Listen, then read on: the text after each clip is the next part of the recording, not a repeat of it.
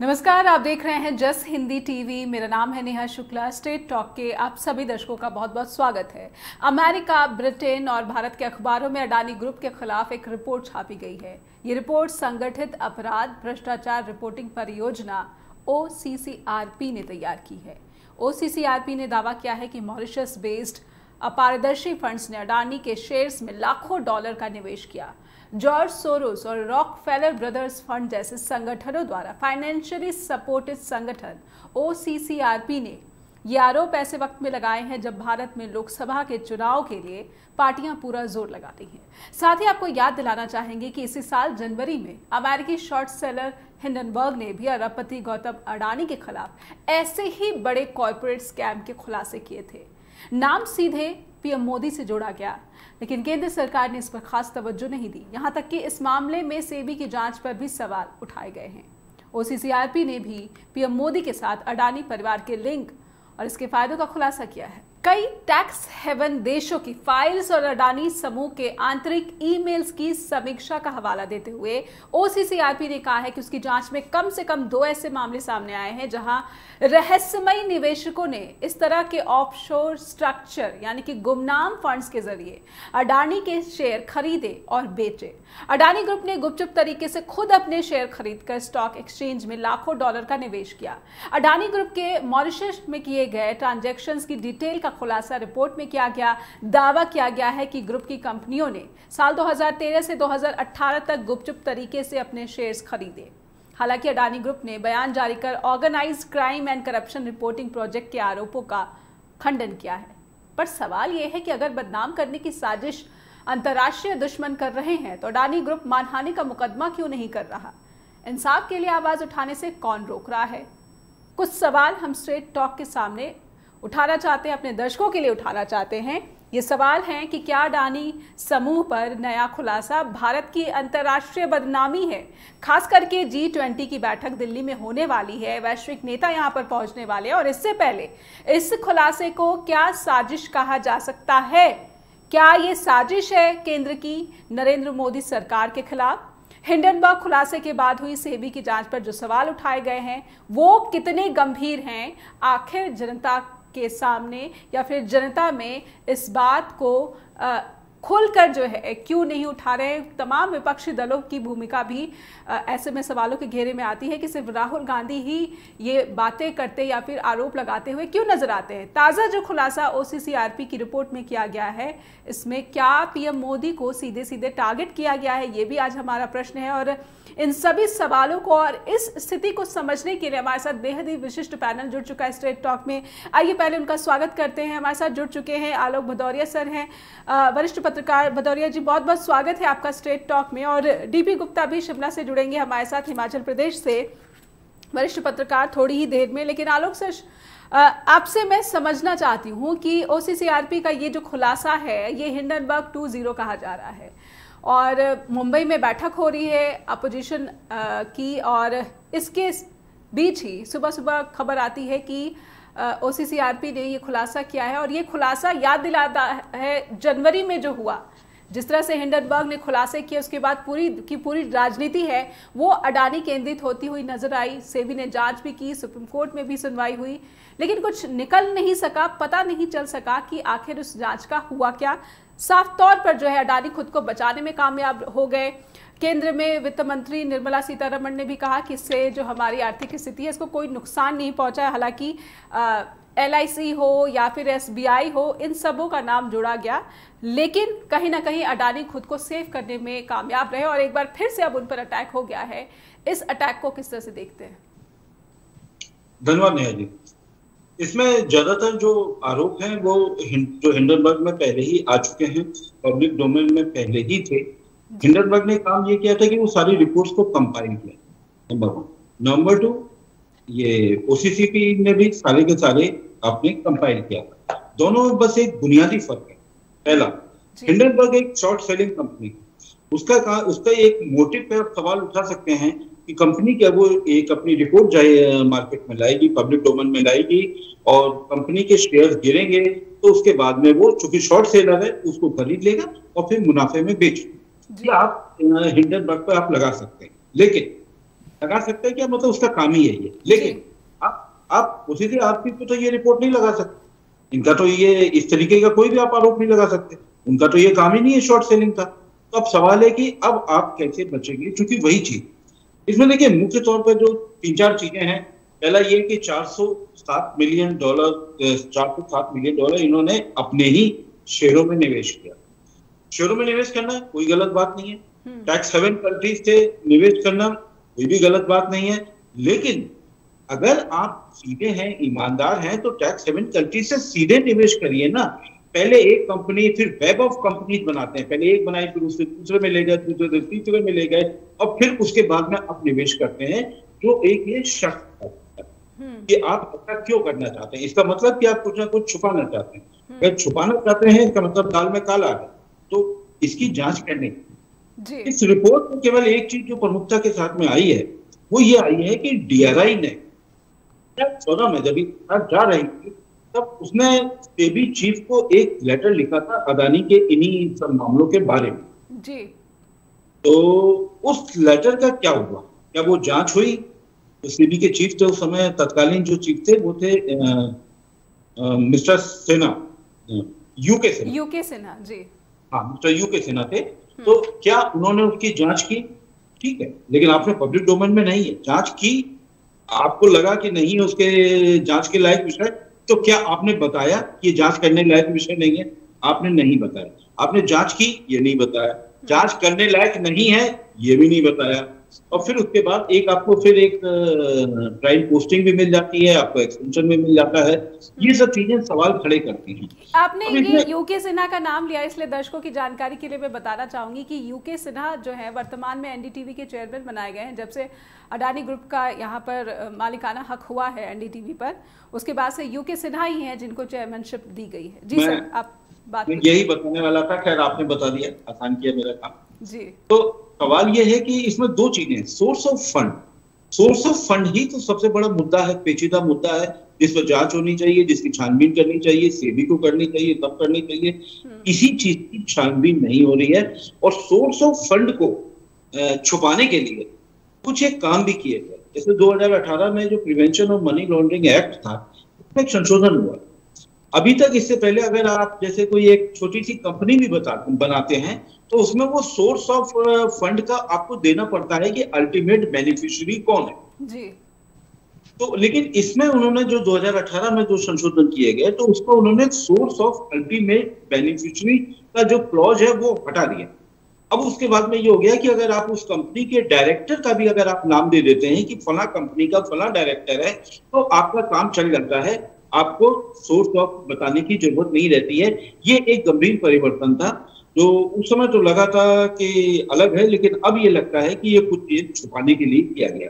क्यों छुपाने के लिए किया गया था? सरकार की मंशा क्यों थी कि वो अल्टीमेट सोर्स ऑफ बेनिफिशियरी को छुपाए? क्यों छुपाए? सवाल तो यही है। बाजार है, कॉर्पोरेट है, अर्थव्यवस्था है, निवेश करिए, साफ सुथरे तरीके से निवेश करिए, यही तो जनता की मांग होती है और यही सरकार का दायित्व होता है।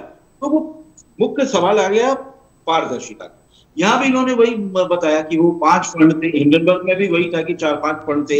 यहाँ इन्होंने वो बताया कि वो 5 फंड थे, फिर वो टैक्स हेवन कंट्री से ले गए, फिर वो दुबई में ले गए। दुबई में जो 2 फंड आते हैं, वो एक इमर्जिंग इंडिया फोकस है, दूसरा इमर्जिंग मार्केट असेसमेंट फंड है। ये 2 हैं, इन दोनों के की एसोसिएट है। इस वाली रिपोर्ट में भी शुरू में ही उन दोनों का नाम दे दिया गया, चाहे फाइनेंशियल टाइम्स हो चाहे गार्डियन हो, इन दोनों का दिया गया था कि ये दोनों फंड के जो कर्ता थे वो की एसोसिएट है विनोद अदानी साहब के। तो ये चीजें हैं, तो अगर हैं तो आप छानबीन करिए, अगर गड़बड़ी है तो बताइए कि गड़बड़ी नहीं है, हमारी संस्थाओं ने जांच करनी। मुझे याद आता है कि जनवरी में मानहानि की बात भी कर रहा था अडानी ग्रुप, लेकिन फिर इस मानहानि की स्थिति का क्या हुआ या फिर मुकदमे का क्या हुआ, इस पर खामोशी बरत ली गई, सफाई तो दी गई, लेकिन साथ ही साथ इसको भारत की छवि और भारत के जो है व्यवसाय से भी, कारोबार का जो उभरता हुआ चेहरा है, इससे भी जोड़कर दिखाया गया। हिमाचल प्रदेश में हाल ही में जो सेब के बागवान, एक खबर में पढ़ रही थी डीपी सर कि वहाँ पर अडानी जो ग्रुप है उसने बागवानों की जो उपज है, सेब जो है, उसकी इतनी कम कीमत लगाई कि काफ़ी नाराज़ हो गए। उसके बाद 20 से लेकर 95 रुपये प्रति किलोग्राम के भाव दे रहा था अडानी, ग्रुप और उसके बाद 10 रुपए बढ़ाए गए हैं, जबकि ओपन मार्केट में तो मुझे लगता है कि ये 150 रुपए तक जो है इसकी कीमत मिल जाती है, 130 से 140 रुपए प्रति किलोग्राम मिलता है। तो जो बड़ा ग्रुप आता है बाजार में, तो वो सीधे सीधे जो हित है, चाहे वो किसान के हित जुड़े हुए हैं या फिर जो है आड़ती के हित है, सबसे पहले डाका वहीं डाला जाता है। डीपी सर, ये सवाल इसलिए जरूरी है कि आप दिन दुना रात चौगुना तरक्की कर रहे हैं, खुद को जो राष्ट्र की छवि और उसका प्रतीक बताते हैं आप अपनी तरक्की को, लेकिन दूसरी तरफ जब बाजार की बात आती है तो आप, चाहे वो बागवान हो चाहे वो आम आदमी हो, उसके हितों पर डाका डालते हैं। DP sir. जी नेहा, इसमें थोड़ा सा ये समझने की बात है जी कि अडानी एग्री फ्रेश करके हिमाचल में अडानी ग्रुप ने सीए स्टोर्स यहाँ पे एस्टेब्लिश किए हैं कई जगह पे, 4-5 इस तरह के स्टोर, और उनके स्टोर्स के थ्रू जो है वो हिमाचल, जैसे आपको पता है कि सेब उत्पादक राज्य है, उन स्टोर्स के माध्यम से जो हमारे सेब उत्पादक हैं उनका सेब वो खरीदते हैं, और हर साल वो 15 अगस्त के करीब जो है सेब का भाव निर्धारित करते हैं, और उसकी अलग अलग कैटेगरीज होती हैं। लेकिन इस बार जो अडानी ग्रुप है, अडानी एग्री फ्रेश है, उन्होंने सबसे कम, जो सबसे अच्छी क्वालिटी का सेब है उसका दाम निर्धारित किया, और जो सेब उत्पादक हैं उनका मानना यह है कि उन्होंने कम से कम पिछले साल की जो कीमत है उससे 20 रुपए जो है कम कीमत निर्धारित।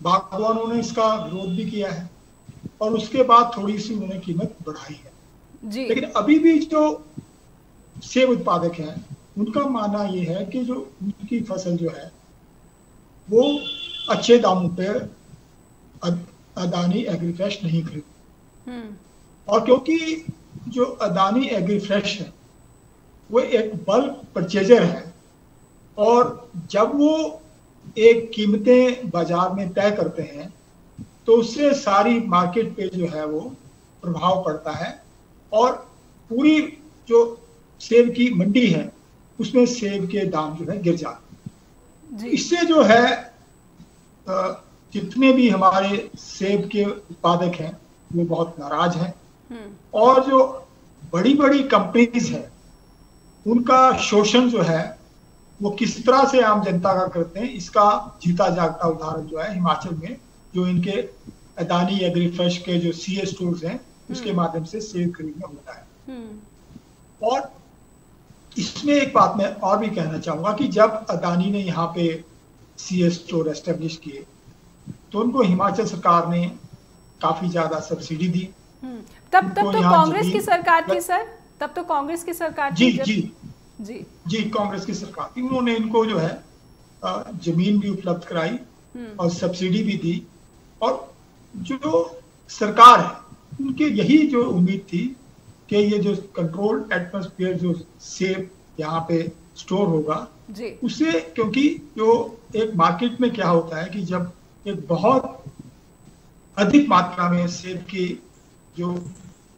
मंडी में पहुंच जाता है तो उसकी कीमतें गिर जाती हैं। तो मतलब ये नेचुरल फिनोमिना है कि कहीं भी जो है एक दिन में अगर बहुत अधिक मात्रा में जो है या एक हफ्ते में एक बहुत अधिक मात्रा में कोई भी चीज आएगी तो उसके मंडियों में दाम बढ़ जाते हैं, गिर जाते हैं। तो इसी उम्मीद से इन्होंने सीए स्टोर की मदद की थी यहाँ पे एस्टेब्लिश करने में कि इससे जो है लोग जो है सेब उत्पादक अपने कमोवेश जब सीमेंट के ग्रुप्स का अधिग्रहण किया था अडानी ने, तब भी इसी तरह की परिस्थितियां हुई थी जब ट्रांसपोर्टर्स ने स्ट्राइक कर दिया था और सीमेंट के जो प्लांट है वो बंद कर दिए थे रातों रात। कंप्लीट कर लूं तो जी हाँ, तो यही है कि जो लोगों की उम्मीद थी शुरू में उनको दाम अच्छा भी लगा, लेकिन अब पिछले कई सालों से वो देख रहे हैं कि सेब के जो दाम मिलने चाहिए थे वो नहीं मिले। और इसके बाद दूसरा जो मामला हिमाचल में अडानी ग्रुप से जुड़ा है कि हिमाचल में जो अडानी ग्रुप ने 2 बड़े सीमेंट प्लांट पिछले जो है कुछ महीने पहले खरीदे थे। उसमें एक अंबुजा सीमेंट का प्लांट था और दूसरा जो है एसीसी का प्लांट। तो ये दोनों प्लांट जब खरीद लिए तो उसके बाद जो है अडानी ग्रुप ने क्योंकि यहाँ ज्यादा सीमेंट जो है ट्रकों से बाहर जाता है, पूरे प्रदेश में भी और प्रदेश के बाहर। तो ट्रकों वालों पे ये दबाव डाला कि आप जो है भाड़ा उसमें कम करें, और जब वो भाड़ा कम नहीं किया तो एक बहुत लंबी यहाँ पे ट्रक ऑपरेटर्स ने यहाँ पे हड़ताल की जी। और अदानी ग्रुप के लोगों ने हड़ताल को तोड़ने की कोशिश की, और बहुत जब मतलब सरकार के दबाव के चलते और उनको लगा कि ये जो स्ट्राइक है इसको नहीं तोड़ पाएंगे, तो उन्होंने थोड़ी बढ़ोतरी जो है स्वीकार की सीमेंट के किराए। तो जो आम आदमी है वो हिमाचल में तो कम से कम जो अदानी जैसे बड़े ग्रुप है उनका आम आदमी का किस तरह शोषण होता है, उनका क्या जीवन पे प्रभाव पड़ता है, ये दोनों मामलों में देख चुके हैं। बिल्कुल। तो हमारे साथ जी बात पूरी कर ले जी।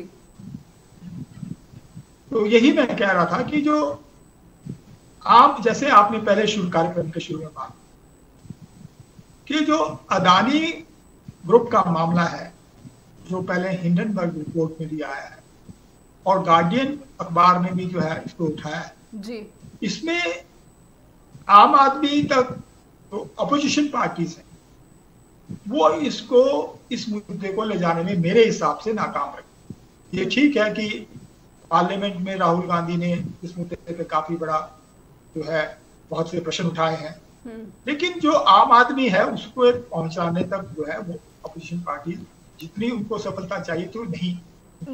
यही मसला जो राहुल गांधी ने पिछली बार और जो अडानी के मसले पर सीधे सीधे अडानी और मोदी मित्र हैं और इस तरह की नारेबाजी भी हुई थी, इसी मसले पर काफ़ी राजनीति भी हुई और इसके बाद भी पीएम जो है उन्होंने इस मसले पर एक भी स्टेटमेंट तक भी नहीं दिया है। इसके बावजूद अब ये दोबारा जो OCCRP की रिपोर्ट है इसने फिर से दावा किया है कि ये सीधे सीधे पीएम मोदी से लिंक्ड फैमिली है, कॉरपोरेट फैमिली है, अरबपति फैमिली है और ये इस तरह से बड़े कॉरपोरेट स्कैम में इन्वॉल्व है।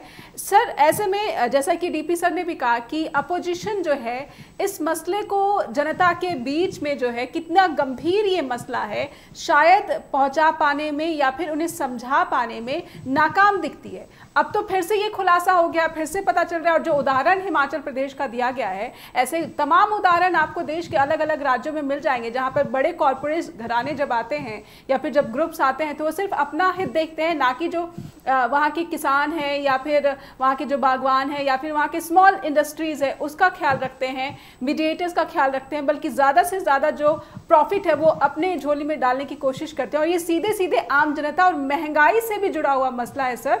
और एक बहुत ही बड़े अर्थशास्त्री उन्होंने कहा है कि अगर इन बड़े कॉरपोरेट्स पर हम नकेल नहीं कसेंगे तो महंगाई पर नकेल कसना भी बहुत मुश्किल हो जाएगा। इस फैक्ट को आप किस तरह से देख रहे हैं सर?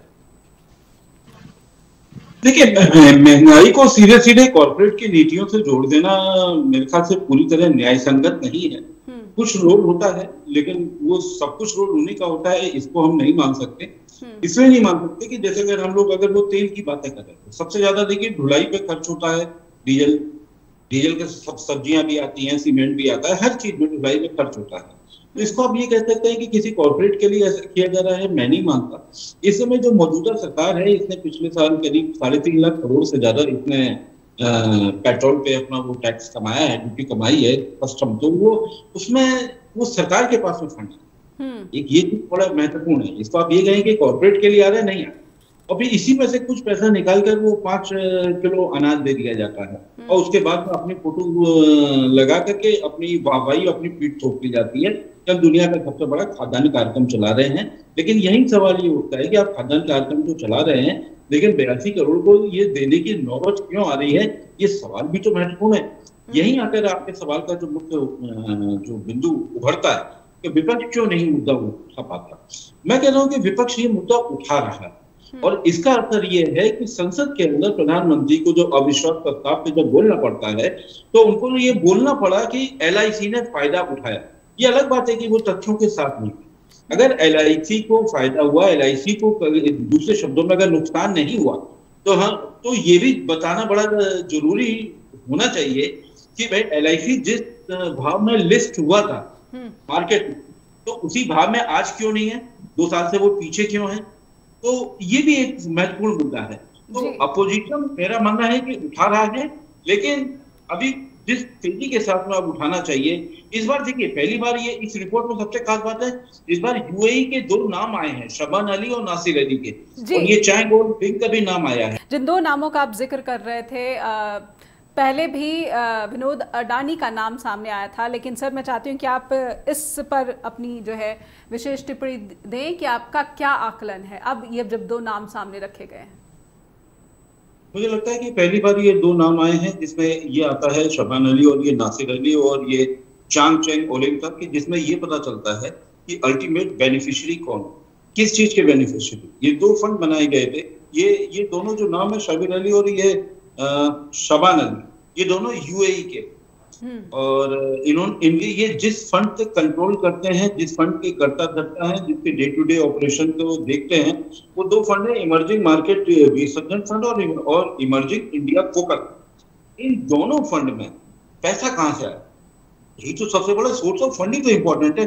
इनमें पैसा आता है ग्लोबल अपॉर्चुनिटी फंड, ये बरमूडा की एक कंपनी है, उनको पैसा कहां से आता है? उनको पैसा आता है कि जो टैक्स हेवन जो कंट्री है, जैसे यूएई है, ब्रिटिश वर्जिन आइलैंड है और मॉरिशस है, वहां पर कुछ शेल कंपनियां बनाई जाती हैं, वो सब मिलकर पैसा देती हैं ये ग्लोबल अपॉर्चुनिटी फंड में, और global opportunity fund in 2 fund में निवेश करता है जो अदानी की कंपनियों में निवेश करते हैं। अब सवाल यह है कि जो सबसे बड़ा जो सवाल खड़ा होता है वहां पे ये है, सेबी के नियम है, एक मिनिमम परसेंटेज ऑफ शेयर है वो रखना पड़ता है। प्रमोटर किसी भी लिस्टेड कंपनी में 75% से ज्यादा अपने शेयर नहीं रख सकते, और अगर ये शेयर कंपनियों के जरिए अगर ये अदानी के, विनोद अदानी के अगर ये की एसोसिएट हैं, जैसा कि इस रिपोर्ट में आरोप है, मैं इस रिपोर्ट की सत्यता जांच नहीं करती, जैसा कि इस रिपोर्ट में बताया है उसके मुताबिक तो ये है कि अदानी की कंपनियों के जो शेयर हैं वो शेयर कंपनियों के द्वारा सब कुछ इनके प्रमोटर्स के खाते में ही चले जाते हैं। अगर प्रमोटर्स के खाते में चले जाते हैं तो सेबी के पास तो नियम है कि अगर 75% से ज्यादा अगर आपकी होल्डिंग होगी तो कंपनी को वो शेयर मार्केट से डिलिस्ट कर सकता है। ये एक बहुत बड़ा खतरा है, तो जिसको आप कह रहे हैं कि जो ये लीपापोती की जा रही है, तो लीपापोती इसीलिए की जा रही है इस रिपोर्ट के मुताबिक। अगर ऐसा है तो सरकार को ये छानबीन करनी चाहिए और सेबी को भी छानबीन करनी चाहिए कि किसी भी वक्त में क्या प्रमोटर के कंपनी के शेयर्स कंपनी में ज्यादा थे, 75% से ज्यादा थे, अगर ज्यादा थे तो वायलेशन है। लेकिन सर जब पहले मामलों में जब इस तरह के जनवरी में जब मामला सामने आया, उसके बाद जो जांच हुई उस जांच में भी कुछ ठोस निकलकर सामने नहीं आया, जिस तरह के संगीन आरोप थे, लेकिन जो कार्रवाई हुई, जो जांच रिपोर्ट तैयार हुई, उस पर आपकी एक टिप्पणी मैं चाहती हूँ कि आप दें। उसके बाद मैं डीपी सर से समझूं कि अगर प्रधानमंत्री से सीधे सीधे इसको रिपोर्ट में जोड़ा गया है अडानी के नाम को, तो क्या ये G20 की जो बैठक होने वाली है दिल्ली में, इसमें अंतर्राष्ट्रीय जगत पे जो बदनामी हुई है, क्या ये जानबूझ कर की गई हो सकती है? समझूंगी, लेकिन जो जांच हुई है सर, मैं उस पर समझना चाहती हूँ आलोक सर आपसे। देखिए, जो सेबी ने जो जांच की है, जो अभी रिपोर्ट अभी सबमिट की है, उसमें से उन्होंने 24 की कहा है कि जांच पूरी हो गई है और 2 की अभी पेंडिंग है जांच। तो लेकिन उसके बारे में ये कहा जाता है कि जर्नी विदाउट डेस्टिनेशन अल्टीमेट। अब ये मामला थोड़ा सा घूमकर वहां चल जा रहा है कि ये जो किन कंपनियों ने इसके मतलब वैल्यूएशन गिरने से या जो 120 बिलियन डॉलर जो इवेपोरेट हो गए, उससे किन कंपनियों ने फायदा उठाया, अभी इसकी तरफ जांच मुड़ती हुई चली जा रही है, जिसका सीधा सा कोई मतलब ही नहीं है। इसका क्या मतलब है कि किसने फायदा उठाया? सवाल तो ये है कि किस शेयर कंपनियों ने पैसा लगाया जिससे इसका ओवर वैल्यूएशन हुआ। सवाल तो ये है, अगर ओवर वैल्यूएशन हुआ, निवेशकों के साथ धोखा हुआ जी। यहाँ मैं इसी बात पे आ रहा था। अगर किसी भी कंपनी के शेयर का अगर रिवॉल्यूशन ओवर वैल्यूएशन होता है तो आप ये मान के चलिए कि कोई भी उसमें निवेश करता है, तो एक अगर निवेश करता है, अगर वो शेयर मार्केट में गिरते हैं उस कंपनी के शेयर, तो उसका भी तो अपना निवेश गिरता है, उसको भी तो नुकसान उठाना पड़ता है। और एक सवाल, एक संदेह अभी एक और भी पैदा होता है। जब ये सारी उठापटक चल रही थी तो एक फॉलो ऑन एक ऑफर भी दिया गया था, वो 20,000 करोड़ का था। वो अचानक से कहा गया कि वो तो पूरा सब्सक्राइब हो गया और फिर अचानक से उसको वापस ले लिया जाता। आखिर ऐसी कौन सी कंपनी है जो अपना शेयर सब्सक्राइब होने के बाद, पूरी तरह सब्सक्राइब होने के बाद में भी वो मार्केट से वापस कर देती है पैसा? आखिर क्यों, किसको वापस करना था पैसा? ये सब सवाल तो है, लेकिन इन सवालों का जवाब अभी तो मिल नहीं रहा है। किसी भी तरीके से मिल नहीं रहा। कोई भी जांच एजेंसी है, चाहे सीबीडीटी हो, चाहे डीआरआई हो, चाहे सेबी हो, कहीं भी जांच कहीं किसी दिशा में आगे किसी मुकाम पर पहुंचती फिर वहीं घूम कर आ जाते हैं कि ओसीसीआरपी में जो कहा गया है कि 2014 में सरकार बदली तो उस जो पहले शिकायत हुई थी उसका कुछ अता पता उस जांच का नहीं चल पाया। जी मैं चाहती हूँ कि डीपी सर से मैं समझूं। डीपी सर, सीधे सीधे ओसीसीआरपी की रिपोर्ट पे प्रधानमंत्री नरेंद्र मोदी से संबंधों का जिक्र किया गया है और इस बीच एक बड़ी खबर ये भी है कि विशेष संसद सत्र का जो है बुलाया गया है, जो कि 18 से 22 सितंबर के बीच में होगा। तो कहीं ना कहीं खलबली तो मची हुई नजर आ रही है केंद्र सरकार में। पीएम मोदी से जोड़ा जा रहा है नाम। विपक्ष लंबे समय से कोशिश कर रहा है कि इस पर जेपीसी की जांच हो, लेकिन जेपीसी की जांच तो नहीं, शायद हो कि ना हो, लेकिन आलोक सर जैसा बोल रहे हैं कि जो जांच भी की गई है सेबी की तरफ से वो भी बिना मंजिल के एक जर्नी की तरह है। आलोक सर, कितना बड़ा नुकसान प्रधानमंत्री नरेंद्र मोदी के माफ कीजिएगा डीपी सर, कितना बड़ा नुकसान प्रधानमंत्री नरेंद्र मोदी की छवि को, वो भी तब जब दिल्ली में G20 की बैठक के लिए वैश्विक नेता जुटने वाले हैं। नेहा, जो तुमने बात की कि इसमें सेबी के पास 2013 में ही कंप्लेंट आई थी अडानी कंपनी के, लेकिन जैसे ही 2014 में मोदी की सरकार बनी उसके बाद जो है वो जांच आगे नहीं। तो जो ये अभी गार्डियन की रिपोर्ट है, इसमें जो हिंडनबर्ग रिपोर्ट है उसको जो है री एम्फेसाइज किया और कुछ बिंदु जो है उन्होंने हाईलाइट किए हैं जिससे कि जो आम जनता है उसमें क्लैरिटी कई इश्यूज पे आई है, जो राहुल गांधी ने भी पार्लियामेंट में सवाल उठाए थे। मैं ये समझना चाहती हूँ इस सेगमेंट में क्योंकि जब बात जॉर्ज सोरोस की आ जाती है और पिछली बार जब हिंडनबर्ग ने रिपोर्ट छापी और उसके बाद जॉर्ज सोरोस की भी स्टेटमेंट आ गई कि इंडियन डेमोक्रेसी के ऊपर, प्रधानमंत्री नरेंद्र मोदी के ऊपर, तो स्मृति ईरानी कहती हैं कि देश के दुश्मन है और कहीं ना कहीं जॉर्ज सोरोस उनकी संस्था का राहुल गांधी कांग्रेस से कनेक्शन भी निकालते हुए देखे गए। तो क्या वाकई में ऐसे कौन से अंतर्राष्ट्रीय दुश्मन हैं जो नहीं चाहते हैं कि प्रधानमंत्री नरेंद्र मोदी का जो प्रभाव दुनिया में बढ़ रहा है या फिर भारत का प्रभाव जो दुनिया में बढ़ रहा है, जिस पर आए दिन कोई ना कोई सर्वे सामने आ जाता है कि प्रधानमंत्री नरेंद्र मोदी के नेतृत्व में भारत ने जो लोकप्रियता है या फिर जो अपनी आर्थिक स्थिति है वो मजबूत की है। आखिर कौन से ये अंतर्राष्ट्रीय दुश्मन है जिसके खिलाफ भारत की जो सरकार है वो कोई गंभीर एक्शन नहीं ले पा रही है या फिर कुछ खास कर नहीं पा रही?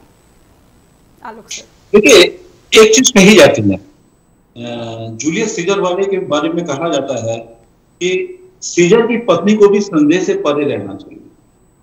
ये एक बड़ा डायलॉग है और मेरे ख्याल से सभी जगह ये बोला जाता है, चाहे कोई भी हो। सो हमारे सुप्रीम कोर्ट के बारे में भी कहा जाता है कि न्याय होना जरूरी नहीं है, न्याय होता दिखना भी जरूरी है।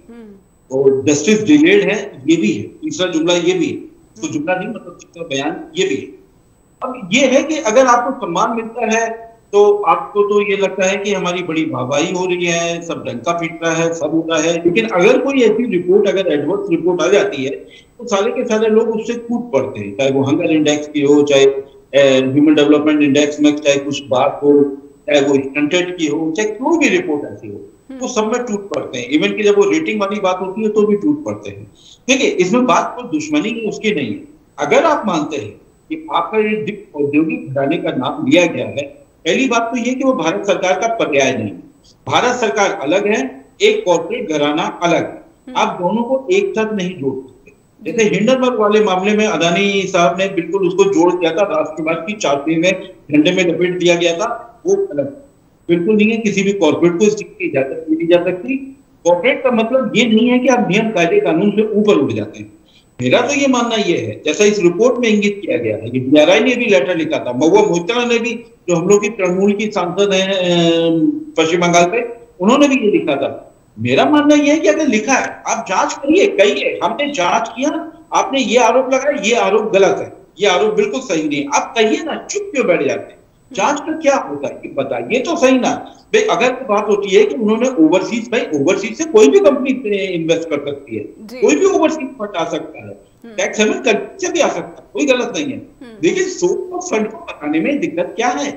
नंबर 2, अगर आपने सेबी को नहीं बताया, सेबी को बताना बहुत जरूरी है, आपके पास कहीं से भी फंड है, सेबी को डिक्लेरेशन तो देना पड़ता है कि हमारे पास कंपनी की इतना 75% प्रमोटर की होल्डिंग है और ये पब्लिक की होल्डिंग है, इसको तो कंसील नहीं कर सकते ना। तो ये बात है, तो इसलिए आपका ये कहना, मैं अदानी साहब की जो अभी जो खंडन चल रहा है टीवी पे, मैं उस बात से सहमत हूँ कि ये रिसाइकिल है, ये सारे के सारे एलिगेशन बिल्कुल रिसाइकिल है, पहले भी उठाए जा चुके हैं, हिंडनबर्ग में भी आ चुके हैं और उससे पहले पब्लिक डोमेन में भी थे कि इनकी कंपनियां का ओवर वैल्यूएशन हो रहा है, जिसके बारे में अब पता चला कि TRI ने चिट्ठी लिखी थी, उससे पहले पता चला कि महुआ मोइत्रा ने चिट्ठी लिखी थी। लेकिन सवाल ये नहीं, सवाल ये है कि जांच के लिए आप जांच करके क्लीन चिट दे दीजिए ना, बात खत्म, क्या प्रॉब्लम है।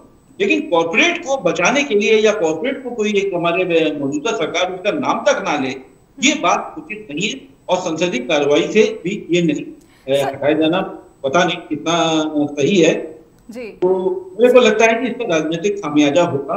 अभी तक जो ब्रांड मोदी है, इसकी छवि को कोई भी डेंट नहीं लगाता, लेकिन ये जो हिंडनबर्ग रिपोर्ट के बाद में ये डेंट लगा है, इसको स्वीकार करना पड़ेगा। अगर भारतीय जनता पार्टी स्वीकार कर अपने करेंगे से अगर बाहर निकल आती है तभी वो रहेगा, नहीं तो ये आरोप से पीछा छुड़ाना बहुत मुश्किल होगा जी। जनवरी और फिर अगस्त का आखिरी दिन, इतना समय लगा ये हिंडनबर्ग 2.0 सामने आने में। अब दिल्ली में G20 की बैठक होने वाली है, तो क्या समझा जाए कि ये साजिश भी हो सकती है प्रधानमंत्री नरेंद्र मोदी के खिलाफ? नहीं, इसमें मैं साजिश का एंगल नहीं देना चाहता, ना दूंगा, क्योंकि साजिश कोई क्यों होगी। सवाल ये है कि क्या ये गलत हुआ या नहीं हुआ। सवाल तो ये, अगर गलत नहीं हुआ आप कहिए गलत नहीं हुआ, बात खत्म। आप ऐसा नहीं कि आप अडानी का नाम भी नहीं लेंगे, संसद में भी नहीं लेंगे, बाहर भी बयान नहीं लेंगे, कोई भी बयान नहीं देंगे, क्यों नहीं। आप रिपोर्ट को क्यों गलत कह रहे हैं, कहिए रिपोर्ट के तथ्यों की हमने जांच की, ये गलत, आप ऐसा करिए, साफ करिए, ये चीज। और ये बात है, ये कह सकते हैं कि सोरोस का फंड है, सोरोस ने किसी जमाने में बहुत पैसे कमाए भी हैं इस तरीके की रिपोर्ट देते हुए, लेकिन इतना कहकर आप बच नहीं सकते।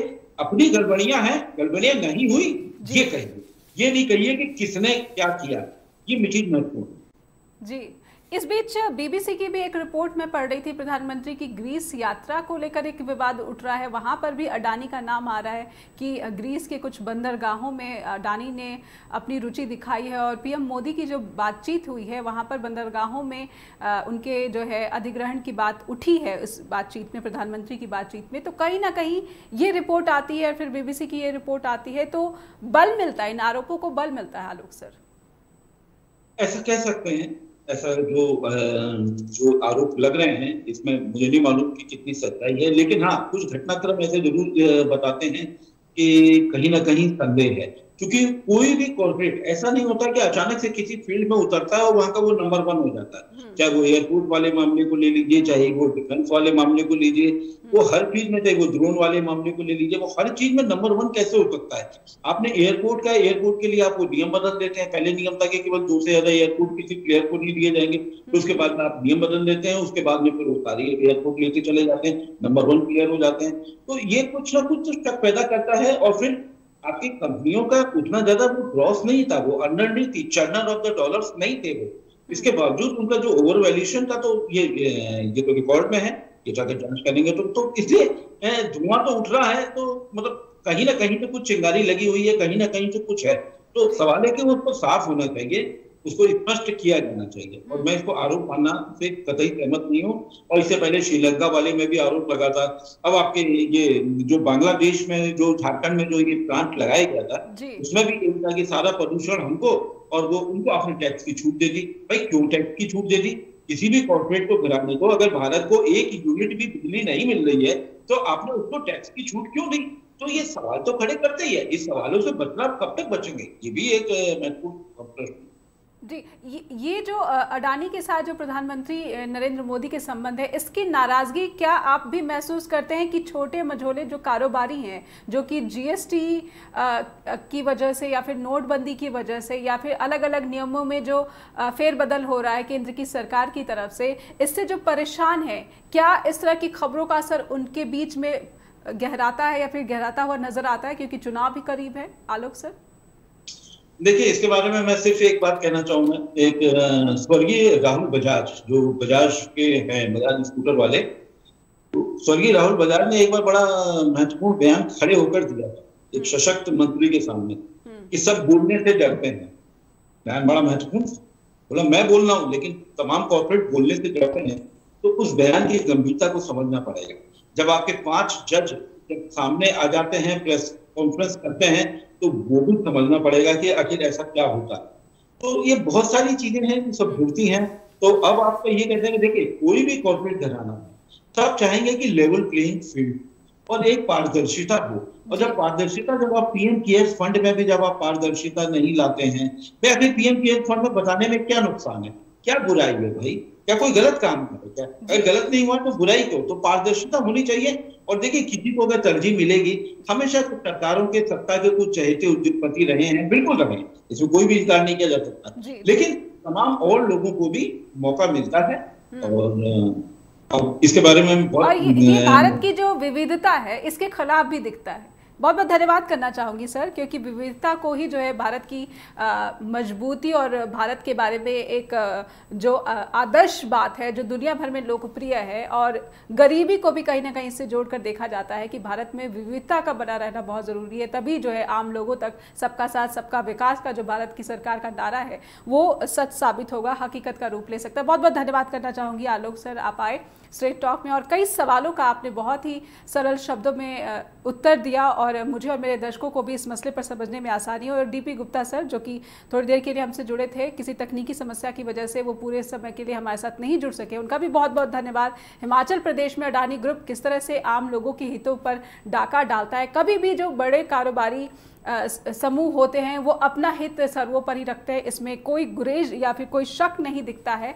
ऐसे में आम जनता को ज़रूर खुलकर इन सब मसलों पर भी समझना या फिर जागरूक होना बहुत ज़रूरी हो जाता है, क्योंकि चुनाव का वक्त है। हर मसले पर खुलकर बोलिए, खुलकर समझिए, खुलकर उन लोगों का साथ दीजिए जो कि सीधे सीधे आपके हित की बात करते हैं। निष्पक्ष पत्रकारिता इसलिए बहुत ज़रूरी हो जाती है ऐसे वक्त में। आपके समर्थन की लगातार अपेक्षा रहती है, इसलिए फीडबैक देना ना भूलें info@justbroadcasting.com पर, और neha@justbroadcasting.com पर भी मुझे आपके फीडबैक का, आपके ईमेल्स का इंतजार रहता है। अपना ख्याल रखिए, नमस्कार।